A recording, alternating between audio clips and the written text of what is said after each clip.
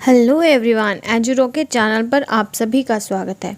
तो friends, DSSB social science TGT और PGT के क्विक रिवीजन के लिए ये एक सीरीज स्टार्ट की गई है 1 लाइन क्वेश्चंस की।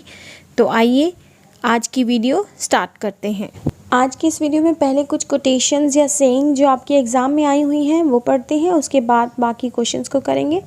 First is all our places, all our theatres, all these riches of ours, we owe to the effort of these same hungry people. We make these things. तो ये जो wording है किसने written की है? तो that is Leo Tolstoy. Next is industrial society may truly be sad to be a miserly, selfish system. तो which socialist thinker wrote these words in 1857? तो किसने लिखे हैं 1857 में? That is Robert Owen. Next, what was the position of the Mensheviks in 1903? तो that is minority. Friends, ये जो मैनशेविक word है ये एक टर्म है जो रूस के मज़दूरों का एक माइनॉरिटी पॉलिटिकल ग्रुप था जिसे मेनशेविक कहा गया। तो ये माइनॉरिटी जो वर्ड है वो अल्पसंख्यक के लिए यूज़ किया गया है। यह दल जो है वो परिवर्तन लाने के लिए शांतिपूर्ण ढंग अपनाने के पक्ष में था और ये जो ग्रुप था या दल था यूरोप के जो है मेनली फ्रांस और जर्मनी के जो पॉलिटिकल ग्रुप थे उनकी ही तरह चुनाव में भाग लेकर संसद का एक निर्माण करना चाहता था, परंतु इस दल को कोई विशेष सफलता प्राप्त नहीं हुई और इस दल का जो नेता था वो केरेंस्की था। तो बढ़ते हैं नेक्स्ट पर। Workers of the world unite, you have nothing to lose but your chains. Who wrote these words? तो वो लिखे हैं कार्ल मार्क्स ने। Next, who gave the slogan peace, land and bread? तो ये स्लोगन दिया है लेनिन ने। Next, who declared either they will give us the government or we shall take it by descending on Rome? ये words कहे गए हैं Mussolini ने। Next, who gave father of the nation title to Mahatma Gandhi? तो किसने दिया है ये टाइटल महात्मा गांधी को? सुभाष चंद्र बोस ने।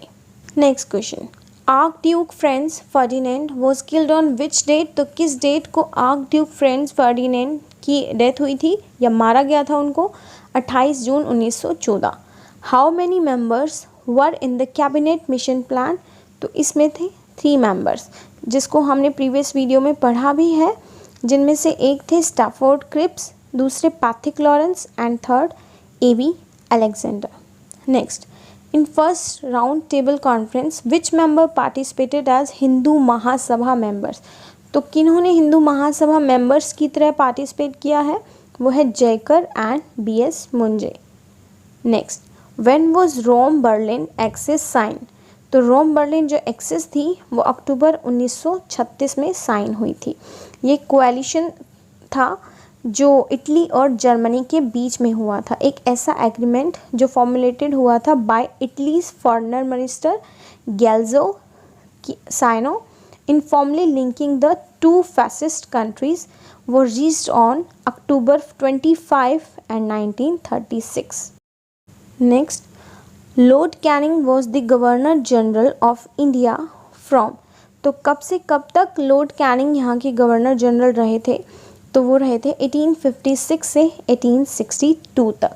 तो इन्होंने अपने जो कार्यकाल को 2 भागों में बांट दिया था, एक तो कंपनी के प्रतिनिधि के रूप में और दूसरा ताज के प्रतिनिधि के रूप में। तो फ्रेंड्स, लॉर्ड कैनिंग के पीरियड में 1857 का विद्रोह भी हुआ था और 1857 में कलकत्ता, मद्रास और बॉम्बे में 3 विश्वविद्यालयों की स्थापना हुई थी। ईस्ट इंडिया कंपनी का उन्मूलन और भारत सरकार जो अधिनियम है 1858, उस पर जो ब्रिटिश क्राउन का प्रभाव था उस पर नियंत्रण किया गया था और 1861 का भारतीय परिषद अधिनियम भी इन्हीं के टाइम में आया था। तो 1856 से 1862 तक था इनका पीरियड।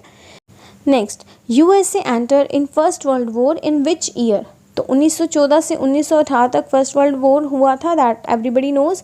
तो अप्रैल 1917 में यूएस ने एंटर किया था। 2 अप्रैल 1917 को जो प्रेसिडेंट थे वुड्रो विल्सन, वो पहले ही एक जॉइंट सेशन था कांग्रेस का, गए थे उसके लिए to request a declaration of war against Germany.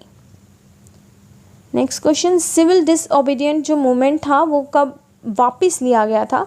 तो वो वापस लिया गया था 7 अप्रैल 1934 को।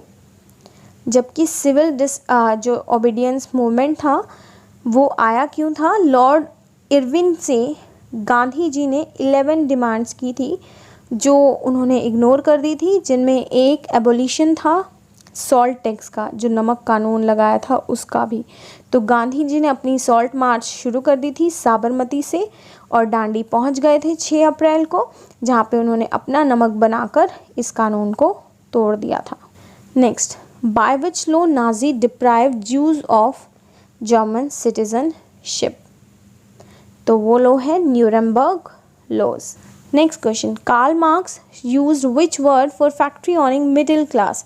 तो कार्ल मार्क्स ने कौन सा एक टर्म यूज़ किया है जो मिडिल क्लास पीपल के लिए था? That is bourgeoisie, BOURGEOISIE। तो एक मिडिल क्लास के लिए टर्म यूज़ किया गया है उनके एटीट्यूड्स, आइडियाज़ एंड वैल्यूज़ के लिए। Next question, which word shows the lowest class of people in ancient Rome? तो कौन सा वर्ड है जो लोवेस्ट क्लास के लोगों के लिए प्रेजेंट किया गया है? That is प्रोलिटारिएट।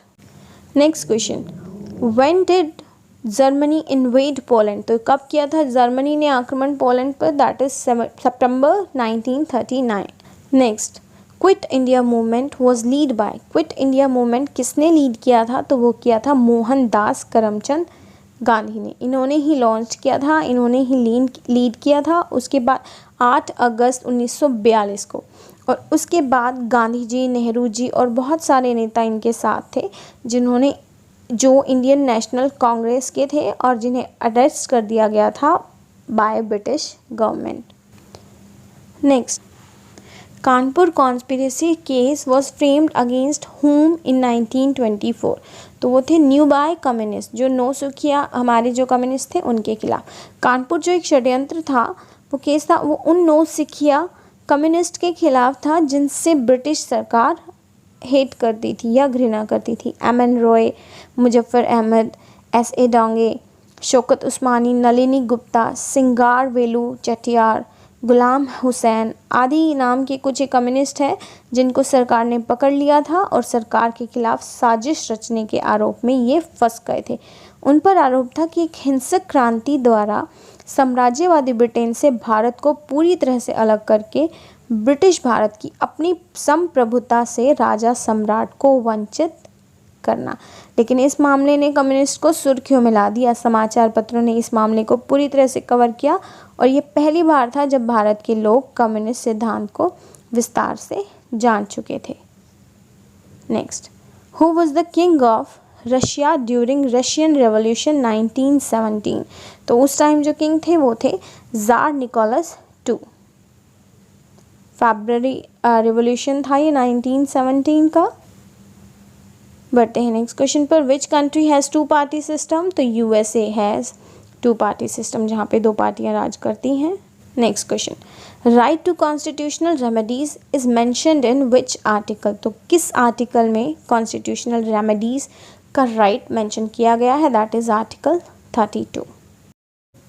अगर आपको ये वीडियो पसंद आई है तो वीडियो को लाइक एंड शेयर करना ना भूलें और हमारे चैनल से जुड़ी हर अपडेट्स जानने के लिए हमारे चैनल को सब्सक्राइब ज़रूर करें और बेल आइकन ज़रूर दबाएं। मिलते हैं फ्रेंड्स नेक्स्ट वीडियो में, तब तक के लिए bye bye and take care.